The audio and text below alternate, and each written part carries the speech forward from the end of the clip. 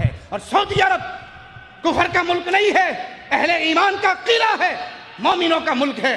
اور سنو، حرمین شریفین سے بڑھ کر پیاری سرزمین کوئی اور نہیں ہے، سعودی عرب سے پاک پیارا ملک دھرتی پہ کوئی نہیں، اور حرمین سے پیاری جگہ کوئی نہیں۔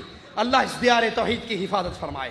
سعودی عرب کی حکومت اسلام کا پیغام عام کر رہی ہے۔ نہیں یقین تو آؤ میرے ساتھ وزیر خارجہ عادل جبیر حافظہ اللہ کے جملوں کو سنو۔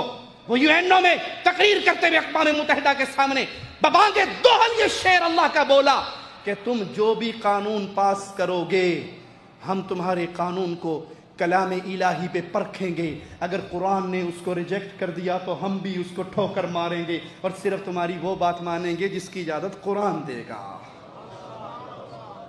إن المملكة العربية السعودية وهي تشارك في هذه